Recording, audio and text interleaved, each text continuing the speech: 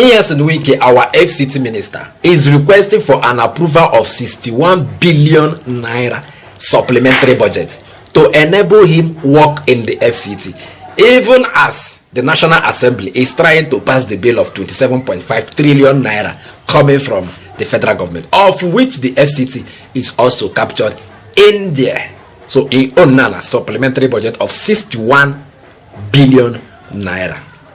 This thing don't spark debate between him, the FCT minister, and the FCT senator, Kingibe Ireti. Among the things we can say him won't do, he say he won't revive the Abuja Mass Transit, and also him won't do the Millennium and Cultural Park inside the FCT for tourist attraction. Oh, now they hear me. So these two things, he did not sit down well with Ireti Kingibe, which is the senator representing the FCT, and they don't engage in a very serious debate.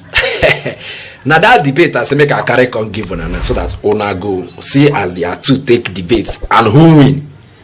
If you don't watch this video finish, come comment section, come tell me what you think about the debate between the FCT minister Nyesom Wike and the FCT senator Ireti Kingibe. Are you ready for this debate? Watch. Honorable Minister, I commend your efforts so far and your boldness, but I also think that your priorities are not people-friendly. Number one, and also certain things. I was on the board of Abuja Investment, of which Abuja Mass Transit is a subsidiary. Those buses, we have done them before, and within a few years, by the time your tenure finishes, all those buses will be dead. In the last 6 years, it was worked on to concession Abuja Mass Transit. Back and forth, FCDA board sat on it. I don't remember the name of the company. They created a committee that recommended to the board to concession those buses, and those people, from what we gather, were going to put smart buses, and they were going to be using CNG. Now I think that 3 billion could be better used some other way than putting them back in reviving those that, and truthfully, we assessed those buses and we were told just a fraction of them can actually be repaired. So you would actually need to buy fresh buses, which it doesn't make sense to do, to buy petrol buses or diesel buses at this point in time. That's one of my observations. Now, the other one, I want to go to the construction of the Millennium and Cultural Center. Sir, I understand that it's a laudable project if we had the money. But I think that right now, where we are in this country in terms of where the people are, they need more intervention.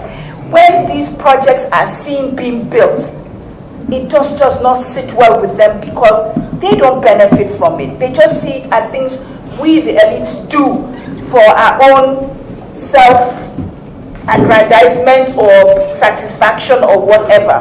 I really feel the budget, finishing all those other roads, I commend you, but those two projects, the cultural center and the rehabilitation of the buses, I would like you to do a rethink on them. Imagine a country where its citizens get to enjoy the road without this.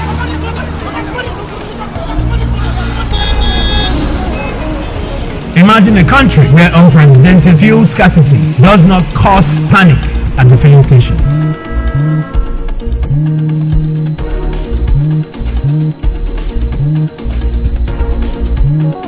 That is why Nyesom Vehicles has embarked on manufacturing environmental-friendly gas-powered cars while still offering comfort, luxury, and doggedness for the African roads. Nyesom Vehicles, the pride of African roads. We did not award this job. We cannot allow projects awarded by government to be abandoned. That's a waste of funds itself. You mean we started the project, spent about 40 billion, and then we'll abandon the project?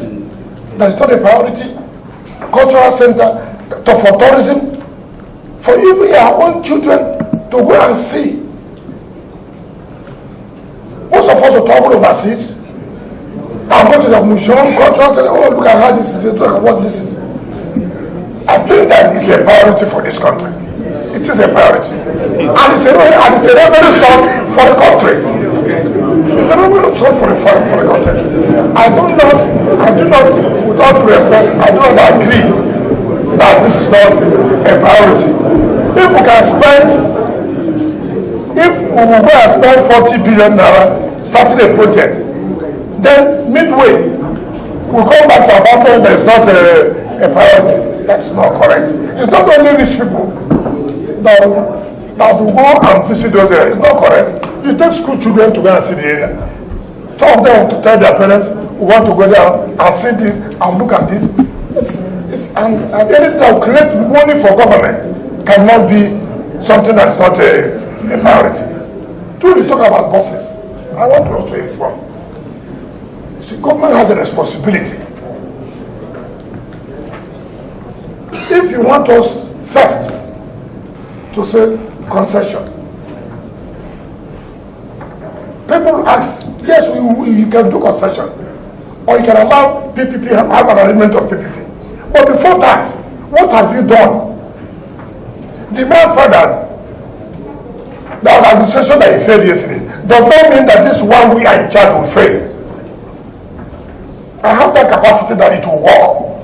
If another person comes, doesn't work, it's the person's business. While I was there, it worked. What you're talking about, Abuja investment, do you know the amount of litigation we have on all those concessions and the rest of it? Fine. It is not an easy thing. It's not, we are going to arrangement with PPP, but before that arrangement is put in place, government must also do something. At least to reduce the level of suffering. If we bring those buses and they apply to Wawalada, who are the people living in Wawalada, It's not the masses. I don't like being theoretical. I want to be practical. We are not doing this that it will be sustainable. We are going to enter a private agreement with people who will probably run it as a business.